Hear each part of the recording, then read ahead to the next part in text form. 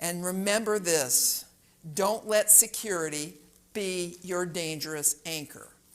This is some of the most important advice I ever got, because when I had that boss hole, I had a really good job, good benefits, 5 weeks of vacation, lived in the Rocky Mountains and had a ton of friends there.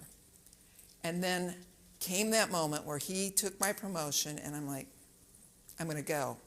And then I had another job back in Florida where I could be near my family, and that was important to me. But I didn't have the same kind of package. It was going to pay well, but I got all these friends, and I live in Colorado, and then my friend said that to me.